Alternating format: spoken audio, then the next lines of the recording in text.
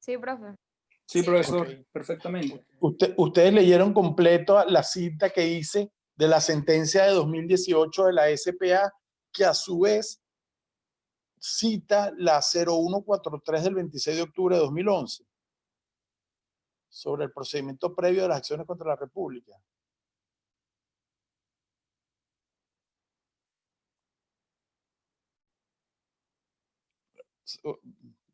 ¿Alguien me puede responder? No, profe, quedamos cuando usted dijo el número de la sentencia. Ah, bueno, ok. Entonces decía que esa sentencia que les acabo de citar, a su vez, cita una sentencia también de la SPA del 26 de octubre de 2011, la 143, que dice que el antejuicio administrativo, y cito, tiene por objeto poner en conocimiento a la República o a los entes que gozan de este privilegio de las pretensiones que podrían ser alegadas en su contra y sus fundamentos, para entonces, de ser procedente, admitirlas, con lo que se lograría evitar potenciales de litigio, o desecharlas.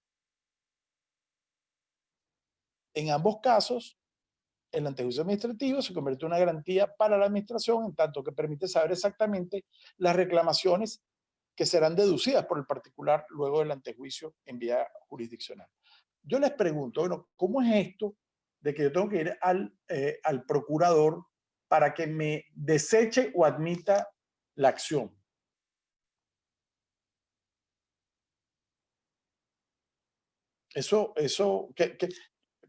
Por ejemplo, ¿qué pasa si yo voy a la Procuraduría con mi antejuicio administrativo y le digo al procurador, mire, esta es mi acción y estos son mis motivos, estas son mis pruebas, pronúnciese? ¿Qué pasa si el procurador te dice, no, yo desecho esa acción es improcedente?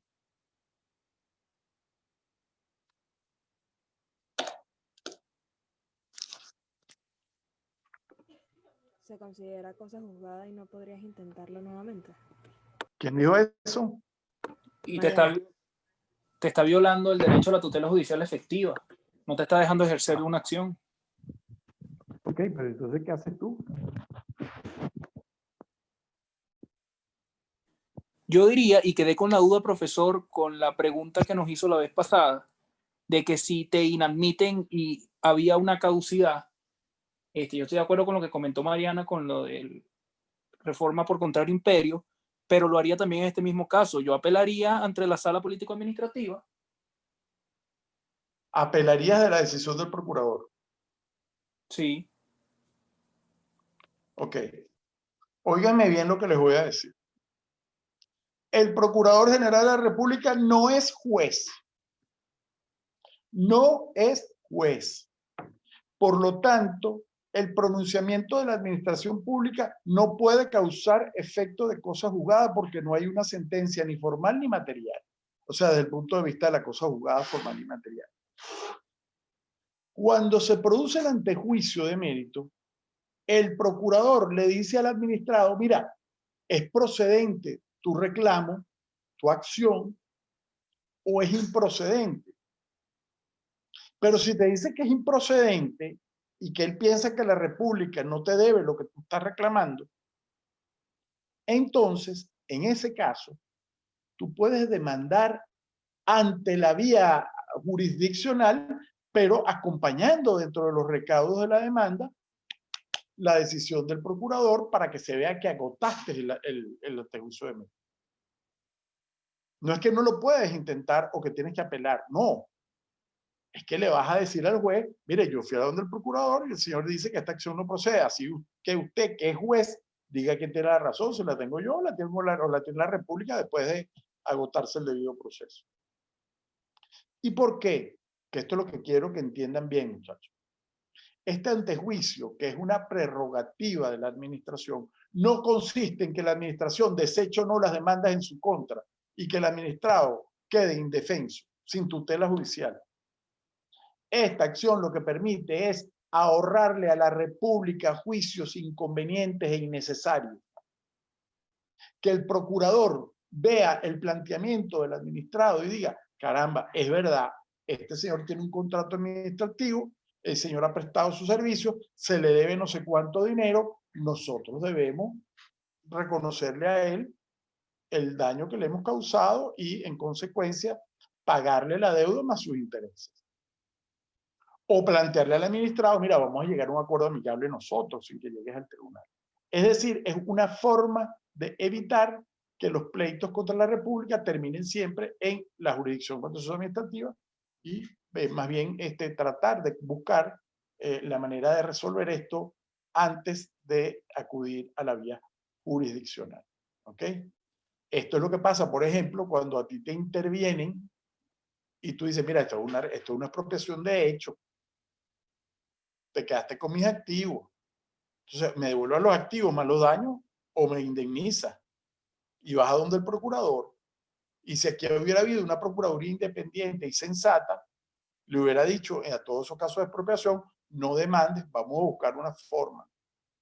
Y le hubiera dicho al presidente de la República, mire, usted está causando un perjuicio gravísimo al patrimonio de la nación con esta política absurda de expropiaciones porque vamos a tener que pagarle a todo el mundo. Entonces vamos a hacer un programa para devolver estos activos en un plazo razonable y tratar de buscar la salida más amigable para la República.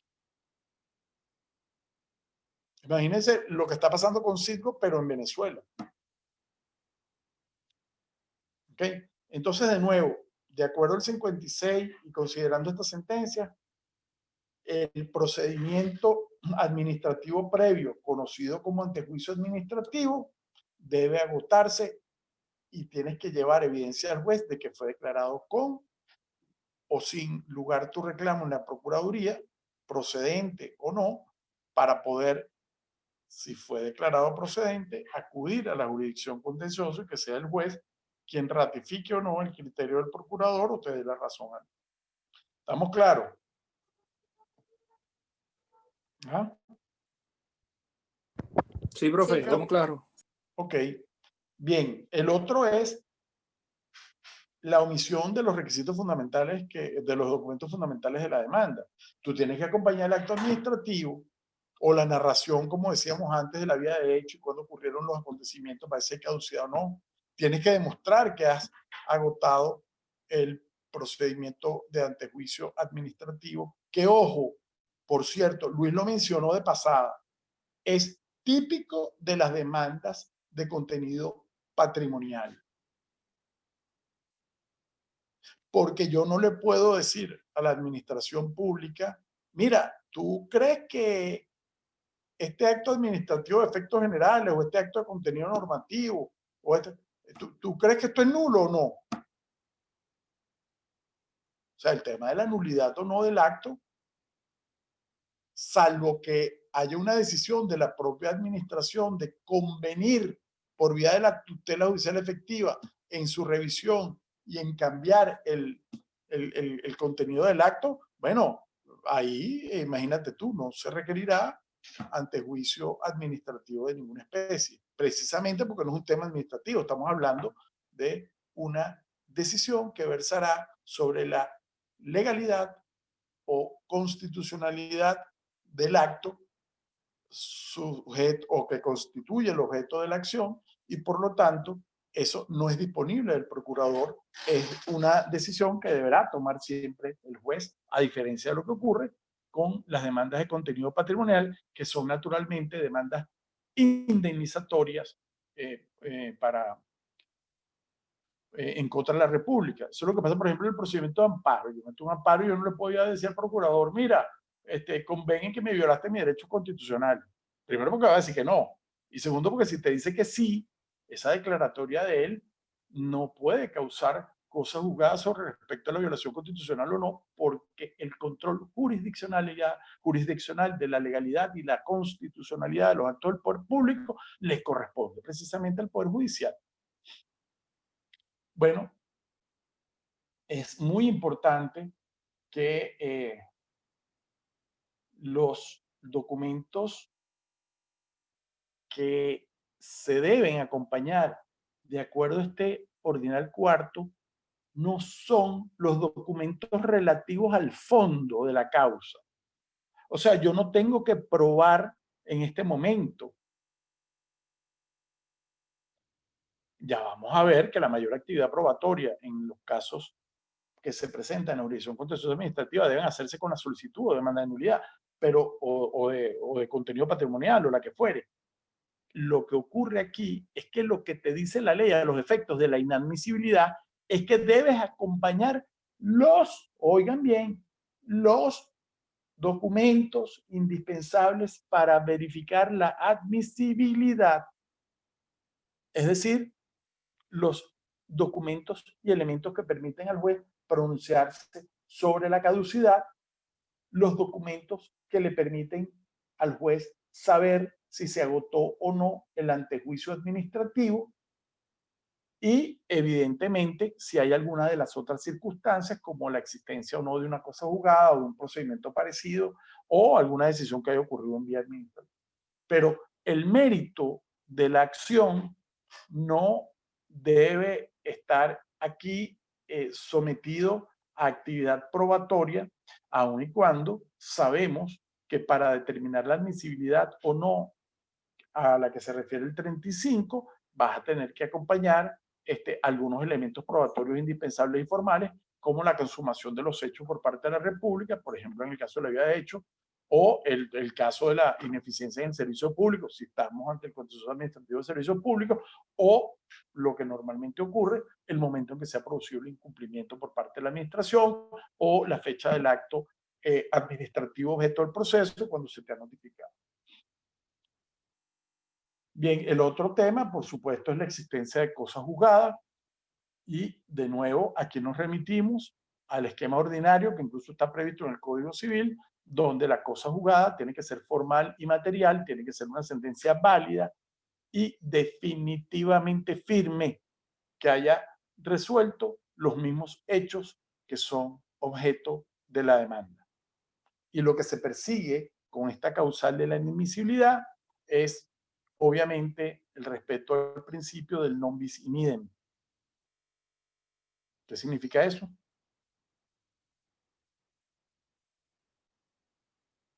No dos veces por lo mismo. Claro, pero en No términos puede ser jurídicos, juzgado dos veces por los mismos hechos. efectivamente, que los mismos hechos no se pueden jugar dos veces. Ok. Bueno, luego el sexto, la existencia de conceptos irrespetuosos, bueno, es una perogrullada. Pero aquí quiero hacer una precisión. Fíjense que la ley dice existencia de conceptos irrespetuosos. Punto. Pregunto, ¿irrespetuosos para quién? Yo creo que esto hay que manejarlo con cuidado porque aunque existe la figura de la falta de lealtad y probidad procesal, creo que el carácter irrespetuoso de los términos de la demanda puede ser en contra del juez, pero también en contra de las partes involucradas. Y más en la jurisdicción contenciosa administrativa, donde la contraparte del particular siempre va a ser un órgano o un ente de la República, o sea centralizado, descentralizado, una empresa del Estado, un instituto autónomo, etc. Además, ustedes deben asumir como regla general en su ejercicio profesional la ética. Y la ética del abogado implica no usar conceptos irrespetuosos contra nadie en ninguna circunstancia. Eso, por usar un término futbolístico, es ir al hombre y no al balón. Es decir, es tarjeta amarilla o tarjeta roja. Bien, y el último ordinal es, bueno, cuando se vulnera el orden público, las buenas costumbres o alguna disposición expresa de la ley. Esto también es una perogrullada. El tema es que, de nuevo, y les voy a hacer la pregunta, ¿qué es el orden público?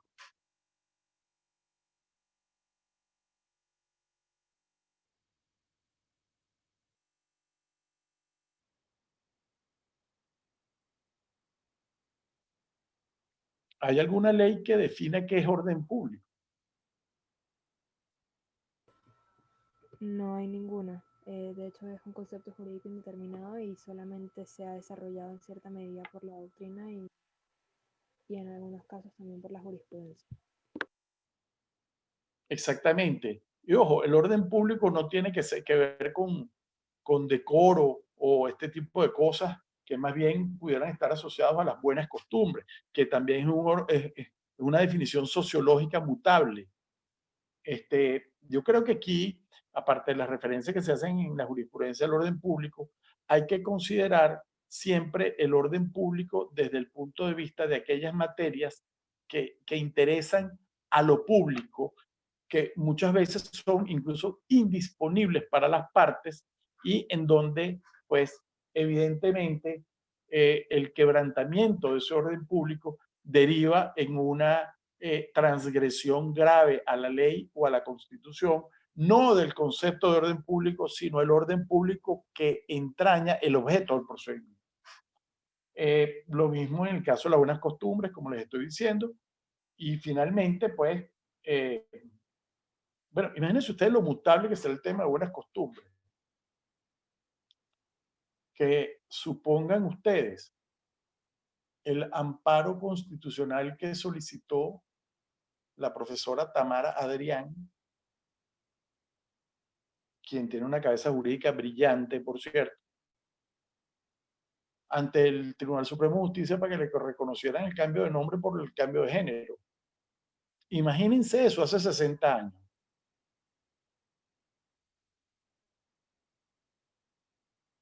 O sea, ahí es donde está el tema de la mutabilidad, porque los cánones sociales son los que van a determinar esto.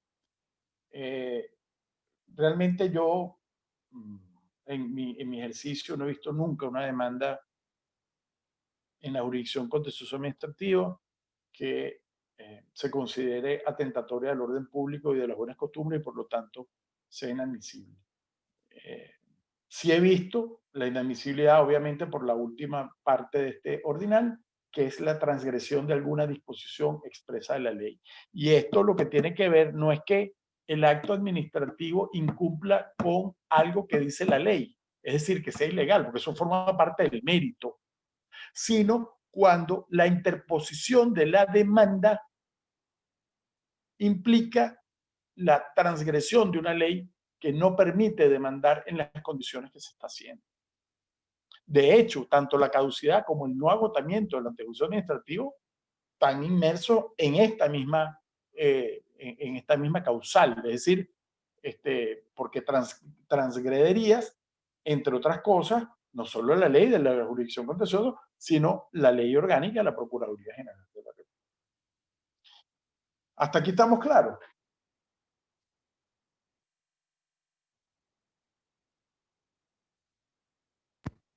Sí, profe. Por mi parte, sí, profe. Okay. Sí, profe. Bueno, suponiendo que la demanda cumple con todos los requisitos y que no hay ninguna causal de inadmisibilidad, pues, ¿qué es lo que debe ocurrir? La admisión de la demanda, la cual está regulada en el artículo 36. Y de acuerdo a este artículo, la demanda debe ocurrir dentro de los 3 días de despacho siguientes a la fecha en que se recibió la demanda. Y aquí les hago una precisión de la fecha en que se recibió la demanda en el tribunal de la causa, no ante el tribunal de municipio incompetente en el caso que ya mencionábamos antes. ¿Ok? Es en el tribunal que debe juzgar el mérito, que es el que debe pronunciarse sobre si la causa es admisible o no. Si la demanda no es admitida o mejor dicho, si la demanda no es que es inadmitida, sino que el escrito de demanda, el tribunal observa que es ambiguo o confuso, es decir, no hay ninguna causal de inadmisión. En todo caso, se está incumpliendo el requisito de claridad y exposición de alegatos al que se refiere el artículo 33 de la misma ley.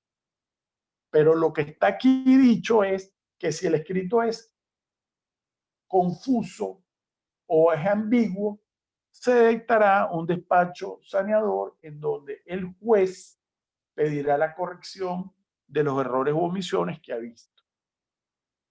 Y si la parte lo subsana, entonces el tribunal tendrá 3 días para admitir la demanda y esa decisión, bueno, pues ya es firme y el procedimiento sigue. Ahora, si el juez considera que no se subsanaron los elementos de confusión o ambigüedad, en esos 3 días puede inadmitir la demanda. Y ese auto de inadmisión puede ser apelado dentro de los 3 días siguientes por el particular, a los fines de que se emita una decisión en segunda instancia, es decir, en el tribunal de alzada, que dirá, en base a lo que ve en autos, si en efecto era o no era admisible la demanda, y el plazo que tiene en ese sentido el juez superior para decidir es de 10 días de despacho, luego que el expediente lo reciba esa superioridad. ¿Ok? Por el contrario, si el juez decide admitir la demanda después del despacho saneador, y en mi criterio, incluso si no hubiera el despacho saneador, este artículo 36 dice que el accionado tiene derecho a apelar libremente.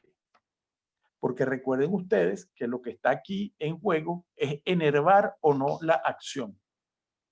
Esto implica que si me admitieron una demanda en mi contra y no se ha debido hacer, bueno, yo puedo apelar en un solo efecto. Y ahí, fíjense, Mariana, que tienes otra vía que tú pudieras eventualmente utilizar para decir, hey, aquí hay una caducidad y tú no has debido admitir. Es decir, se lo puedes decir al superior y lo tienes que alegar, pero nota que es en un solo efecto, así que vas a tener que contestar la demanda en el plazo. ¿Ok? Entonces, bueno, eso es lo que ocurre con la admisión de la demanda.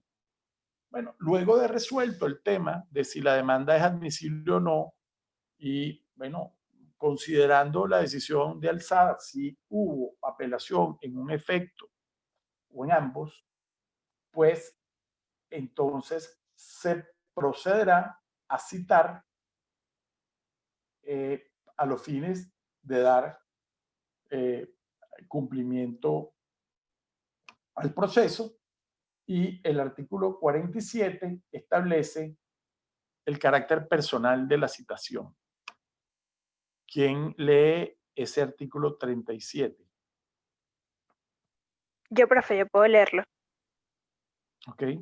La citación personal se hará conforme a las previsiones del Código de Procedimiento Civil, a excepción de del Procurador General de la República, disculpa, que se hará de acuerdo al decreto con rango, valor y fuerza de ley de reforma parcial del decreto con fuerza de ley orgánica de la Procuraduría General de la República, a partir de que conste en autos la citación practicada. Comenzará a computarse el lapso de comparecencia en el caso de las demandas de contenido patrimonial. Hecha la citación, las partes quedan a derecho y no habrá necesidad de una nueva citación para ningún otro acto de juicio, a menos que exista disposición contraria a la ley. Bueno, yo te sugiero que cuando te toque leer de nuevo, lo hagas más despacio y respetes los puntos de aparte, es decir, los signos de puntuación. Pues tú leíste todo corrido como un solo texto, y este texto tiene 3 párrafos. El primer párrafo contiene el mandato general de remisión al CPC. Es decir, tienes que agotar la citación personal a través de la compulsa, a través de la entrega de la boleta al alguacil, y que el alguacil lo entregue a la parte interesada, que es la parte señalada como demandada en el proceso. Pero ¿qué ocurre? Que realmente, como la inmensa mayoría de las veces, y sobre todo en el caso de las demandas de contenido patrimonial, la demanda es contra la República, ello implica la citación del procurador. Y como ya explicamos, dado que se trata de una prerrogativa procesal, el procurador no puede ser citado como un particular más. Entre otras cosas, porque la Procuraduría General de la República debe atender un enorme caudal de casos, y por lo tanto se justifica que el esquema de citación sea vigoroso, sea garantista para la República en cuanto a que el procurador se va a enterar, va a preparar la defensa de la República de manera apropiada y no se va a ver sorprendido por temas como una confesión ficta o una falta de tiempo para contestar. Ahora, una vez que se ha hecho esa citación conforme a la ley de la PGR, o personalmente de conformidad con el CPC, si se trata de una persona de derecho privado, entonces comienza el lapso para que el demandado comparezca cuando se trata de una demanda de contenido patrimonial. Si no es una demanda de contenido patrimonial, ya veremos que una vez que ocurra la notificación de las partes, cada uno de los procedimientos de nulidad, sea por vía de hecho, sea del contencioso de los servicios públicos, o sea nulidad de actos de efectos generales, implica entonces la citación de más agentes y además otras etapas distintas. Por eso es que esta citación es típica del procedimiento de las demandas de contenido patrimonial. ¿Ok? Obviamente, esta norma también contempla el hecho de que una vez practicada la citación ya no hay que volver a citar para ningún otro acto del juicio, a menos de que exista alguna disposición contraria a la ley. ¿Esto qué quiere decir? Que si hay una norma expresa que diga que hay que notificar en algún acto posterior del proceso, deberá hacerse. Esto es lo que ocurre, por ejemplo, con las sentencias dictadas fuera de plazo o cuando el procedimiento está suspendido. ¿Ok? Ahora, fíjense algo interesante. Esta ley, que como sabemos es de 2010, nuevamente contiene una innovación. Y es que dentro de los mecanismos de citación, prevé las notificaciones por medios electrónicos, con lo cual tienen que estar muy pendientes, y más en estos tiempos de pandemia, porque los tribunales se comunican por email y puedes quedar citado en la jurisdicción contenciosa administrativa si hay una comunicación electrónica, digamos que reúna los requisitos de validez del 38 para causar su efecto. Así que oído al tambor con eso. ¿Qué dice ese artículo 38? A ver, una voluntaria o voluntario. Pero voluntario será Luis, porque aquí nadie habla. El único varón que habla aquí es Luis. No sé. Eres bendito entre las mujeres, pues. Yo lo puedo leer, profe. Adelante. Artículo 38. El tribunal podrá practicar las citaciones y notificaciones por medios electrónicos.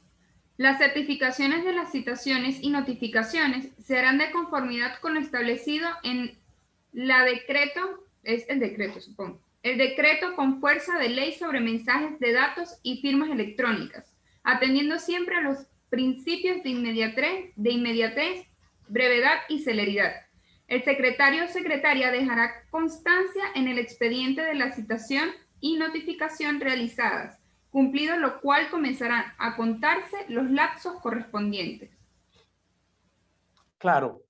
Entonces, si bien, como les acabo de decir, más aún hoy en día es factible la comunicación electrónica, ella está amparada por una serie de resoluciones que emanan del Tribunal Supremo de Justicia en esta coyuntura, en donde incluso tú puedes presentar los escritos y luego pides una cita y ellos te dicen qué día vas a consignar en físico los escritos. ¿Okay? Pero en materia de citaciones y notificaciones, fíjense que lo fundamental es que este artículo 38 remite a la ley de mensajes de datos y firmas electrónicas. Y esa ley, hay manera de ver las cosas, es una ley que ya quedó vetusta para el avance de la tecnología y debería requerirse una modificación o una revisión de sus términos. Por ejemplo, esta ley refiere que para que una comunicación electrónica tenga plena eficacia, se tiene que expedir un certificado emanado de una superintendencia, que es la SUSER, que es la Superintendencia de Comunicaciones y Firmas Electrónicas, que entonces una vez que haga constar que se hizo la comunicación electrónica, entonces el secretario puede poner en auto lo correspondiente a la citación. Entonces, ¿qué es lo que ocurre? Que el objetivo de una comunicación electrónica, que es la rapidez, que es la eficacia, se pierde cuando la burocratiza a través de un certificado con la intervención de un experto en certificación electrónica que determine que salió de una dirección de correo y llegó a la dirección de correo de la cual es titular el notificado. Lo importante aquí, que es lo que sugiero, es que en todos los escritos pongan su dirección electrónica o también, más aún importante, pongan la dirección electrónica del demandado, aunque sabemos que la forma de citación es una prerrogativa procesal de la administración en cabeza del procurador. Terminamos con esto, lo de las citaciones y notificaciones. Y nos toca un punto que creo que es bastante específico, o dos, mejor dicho, que es rápidamente la existencia del auto para mejor proveer, la solución de incidencias y, bueno, aparte de la resolución de incidencias, el tema de la aprehensión, que obviamente es distinto a la caución. El auto para mejor proveer está previsto en el 39 y es muy sencillo y repite o replica lo que dice el CPC. En cualquier grado y estado de la causa, el juez puede pedir información o hacer evacuar de oficio las pruebas que estime pertinentes. Este auto será inapelable y las partes podrán hacer las observaciones sobre las acciones o las actuaciones realizadas. Fíjense ustedes qué curioso. Si bien evoca lo que está en el CPC, recuerden ustedes que el auto para mejor proveer se produce normalmente después de informes y antes de concluir la causa, antes de que el juez decida. Aquí no, aquí es en cualquier grado y estado de la causa. Es decir, así como el juez del contencioso administrativo tiene especiales facultades en materia cautelar, también tiene unas facultades extraordinarias en materia de clarificación, en materia incluso de iniciativa probatoria del juez, porque recuerden que esto es un procedimiento híbrido donde incluso el juez puede decidir continuar de oficio del procedimiento habiendo desistimiento de alguna de las partes. Entonces, el juez puede pedir información, la que requiera, necesaria o conveniente a las propias partes, o puede incluso mandar a evacuar pruebas. Y lo puede hacer en cualquier grado y estado del proceso. Lógicamente, lo que debería hacer el juez es ejercer esta extraordinaria potestad con prudencia y sobre todo, si se trata de la evacuación de pruebas, una vez cerrado el periodo probatorio, con los fines de simplemente clarificar lo que va a ser el contenido de la decisión. No hay ninguna formalidad expresa sobre cómo debe ser el auto que requiera las partes de información, pero obviamente debe ser un auto dirigido a la parte con una clarificación específica de los puntos sobre los cuales el juez quiere que se le informe. Y no se descarta para nada la posibilidad de que el juez le pida a la parte no la consignación de un informe o de recaudos, sino que además le haga un interrogatorio sobre los puntos que decida aclarar el juez. Luego hay una norma de resolución de incidencias que es equivalente a las incidencias por necesidad de proceso que están en el CPC y puede cualquiera de las partes pedir alguna providencia, pedir algo dentro del proceso y el juez debe tener 3 días de despacho para resolver la petición, a menos que, bueno, se trate de establecer algún hecho y el juez en ese caso puede abrir una articulación probatoria de 8 días. O lo que es lo mismo, las partes pueden hacer cualquier petición en el proceso que amerite un pronunciamiento en el proceso, un pronunciamiento incidental, y en ese caso el juez deberá hacerlo en 3 días, pero si para dar el pronunciamiento requiere esclarecer hechos, puede establecer una articulación probatoria de 8 días. Y si esa decisión del juez tuviera alguna repercusión en la decisión de la causa, la decisión que debe tomar el juez respecto de los hechos que han sido, digamos, parte de un debate probatorio en esa articulación de 8 días, debería el juez decidirlo en la sentencia definitiva. Si el juez, después de los 8 días, entiende que esto no incide en el fondo de la causa y que lo va a resolver en la definitiva, puede resolver de inmediato y eso lo hará dentro de los 3 días siguientes a la fecha en que termine esa articulación probatoria. ¿Estamos claros? Sí, profe. Bien, entonces nos quedaría, por último, como tema de la clase de hoy, la perención, que como les dije, no es lo mismo que la caducidad, ni es lo mismo que la prescripción. ¿Ok? ¿Qué es la perención? Migdalis, tú misma, que eres la que está más activa.